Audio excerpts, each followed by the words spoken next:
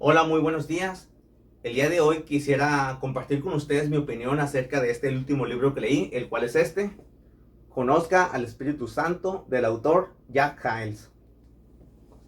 Bueno, pues antes que nada quisiera decir que esta es una edición condensada, una edición corta. Esta edición contiene 12 capítulos del libro grande que tiene 35 capítulos. Bueno, pues antes que nada, antes de empezar de lleno con el libro, quisiera dar un contexto acerca de quién es el Espíritu Santo. El Espíritu Santo es la tercera persona de la Trinidad. ¿Cómo podemos explicar la doctrina de la Trinidad? Hay varios versículos bíblicos que respaldan la doctrina de la Trinidad. Uno de esos versículos es el de Primera de Juan 5:7, que dice: porque tres son los que dan testimonio en el cielo, el Padre, el Verbo y el Espíritu Santo, y estos tres son uno. Cuando se refiere al Padre, se refiere a Dios el Padre. Cuando se refiere al Verbo, se refiere a Dios el Hijo, es decir, a Jesucristo y el Espíritu Santo. Entonces, si el Padre, el Verbo y el Espíritu Santo son uno, eso quiere decir que el Espíritu Santo es Dios. Hay varias sectas y religiones, como los autodenominados testigos de Jehová, que literalmente han mutilado este versículo de su Biblia. Pero aunque ellos hayan quitado ese versículo de su Biblia, el Espíritu Santo ha sido, es y seguirá siendo Dios. Podemos ver también que el Espíritu Santo viene a morar en el creyente cuando el creyente cree en Jesucristo. Eso lo podemos ver en el libro de Juan, capítulo 3, versículo 5, que dice que si alguno no nace de agua y del Espíritu, no puede entrar en el reino de Dios. Para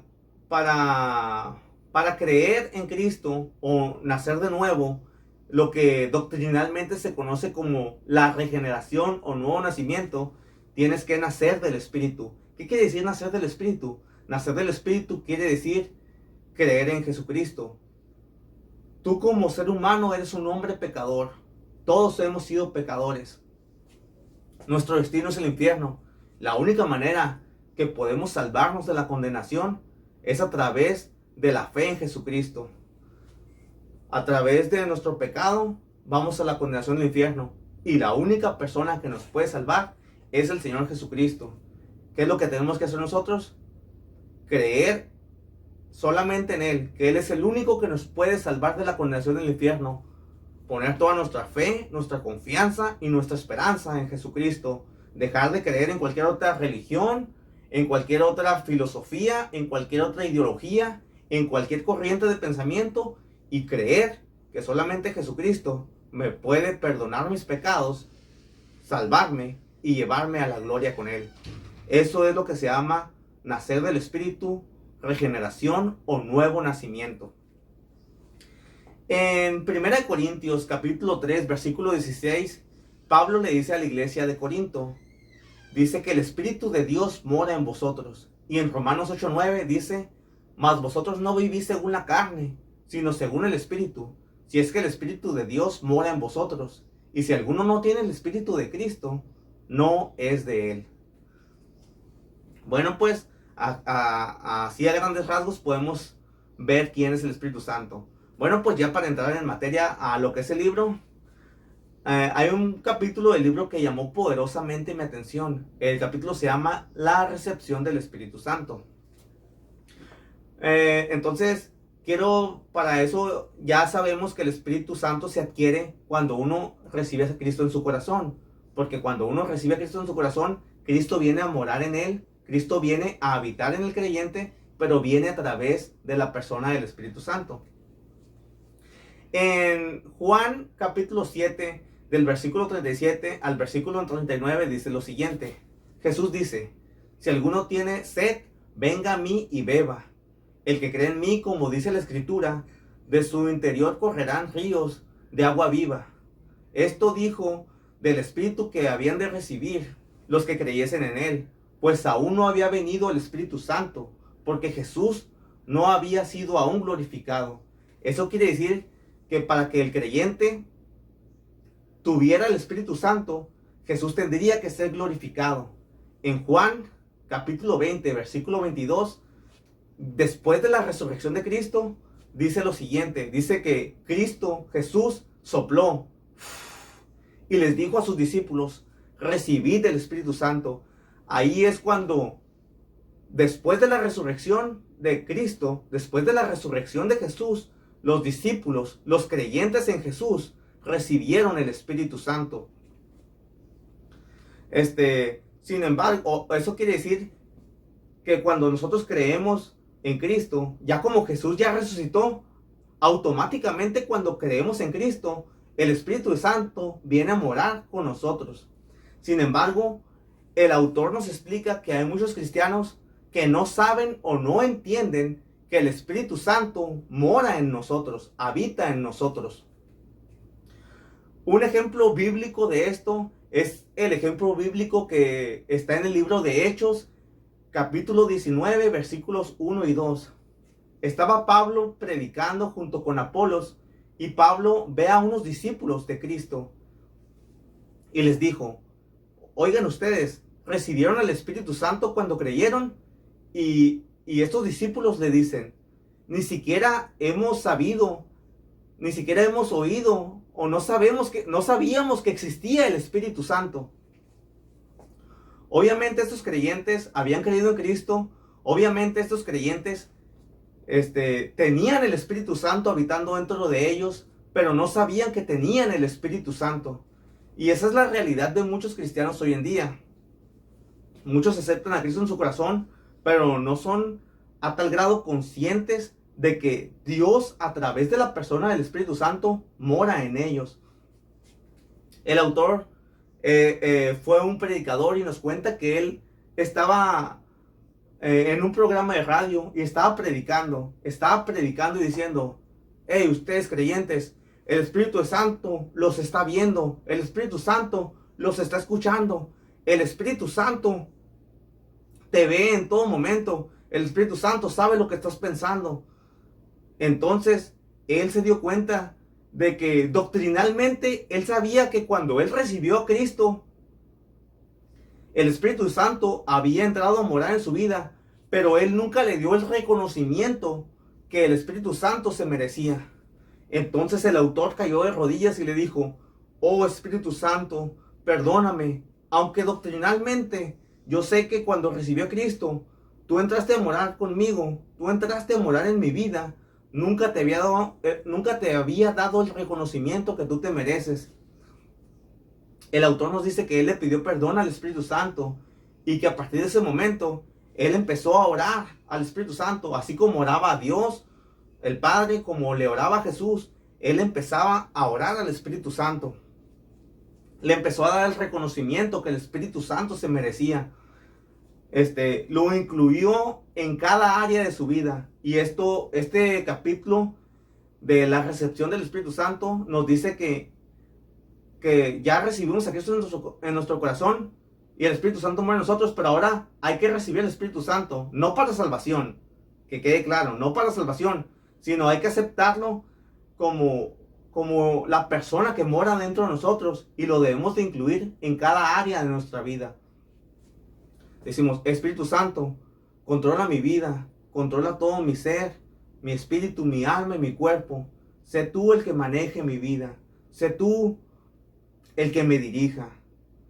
Toma el control absoluto de todo mi ser. Y a partir de eso podemos llevar una vida más santa y agradable a Dios. Bueno, pues otro capítulo que llamó poderosamente mi atención es el capítulo que se llama El Espíritu Santo y el ser semejante a Cristo. Este capítulo nos dice que hace 2000 años nació un niño varón en Belén. Y él fue concebido por el Espíritu Santo. Cuando él vio a gente hambrienta, él les dio de comer. Cuando él vio a gente triste, él los alentó. Cuando él vio gente agotada, él los fortaleció. Cuando vio a gente desanimada, él los animó. Él nunca odió a nadie. Cuando otros lo odiaban, él los amó. Cuando lo maldecían, él nunca retornó esa maldición. Él vivió una vida perfecta, una vida santa, una vida limpia, una vida pulcra, una vida ejemplar. Ese hombre fue Jesús.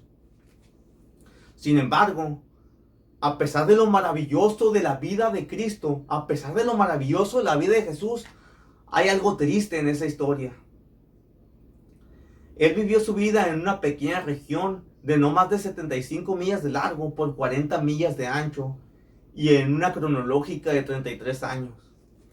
Él vivió en un pequeño país. América no lo conoció. África no lo conoció. China no lo conoció. Los otros países del Oriente Medio no lo conocieron. Rusia nunca lo conoció. México nunca lo conoció. Sudamérica nunca lo conoció. Él se enfocó, su obra principal fue a el pequeño país de Israel, a esa región de Palestina. El autor dice, ¿es esto justo? ¿Una vida tan maravillosa y tan admirable como la de Jesucristo solamente la vieron unas pocas personas, 33 años en un pequeño país? Y el autor se cuestiona si esto es justo. Si lo vemos desde un punto humano, no es justo. Pero el propósito de Dios o el proyecto de Dios era diferente. Dios concibió un proyecto, un propósito. Y el propósito era que en cada país habría un Jesús. En cada país, en cada ciudad, en cada colonia, en cada barrio, en cada vecindad había un Jesús. Él planeó que cada uno de los suyos tuvieran acceso al mismo poder que tenía Jesús. Ese poder era el poder del Espíritu Santo. Como sabemos, Jesús es 100% Dios y 100% hombre. Sin embargo, Jesús, su ministerio no lo desarrolló como Dios. Jesús desarrolló su ministerio como un hombre lleno del Espíritu Santo de Dios. Entonces, en el libro de Lucas capítulo 4 versículo 1 se nos dice que Jesús fue lleno del Espíritu Santo de Dios, y eso es lo que cada cristiano en el mundo debe anhelar: ser lleno del Espíritu Santo de Dios, tener la plenitud del Espíritu Santo de Dios, y de esa manera la gente va a ver a Jesús en cada uno de los cristianos. En cada colonia debería haber un Jesús. En cada ciudad, en cada calle debería haber un Jesús. En cada escuela, en cada oficina, en cada subestación debe haber un Jesús. La gente va a ver en Jesús. La gente va a ver a Jesús a través de los cristianos que tengan el poder de Jesús. Es decir, que tengan el poder, la llenura y la plenitud del Espíritu Santo de Dios. Bueno, pues esos fueron los dos capítulos que llamaron más mi atención. Sin embargo, hay demasiados capítulos buenos, como el capítulo de el Espíritu Santo y la Biblia, el Espíritu Santo, nuestro compañero en la oración, la sensibilidad del Espíritu Santo, los dones del Espíritu Santo. La verdad es un libro muy completo, y la verdad quisiera conseguir el libro grande de 35 capítulos. Voy a hacer todo lo posible por conseguir el libro grande, y la verdad es una lectura excelente. Si usted es cristiano, si usted es creyente, lo recomiendo ampliamente. Bueno, pues esto ha sido todo de mi parte. Saludos y bendiciones. Ánimo.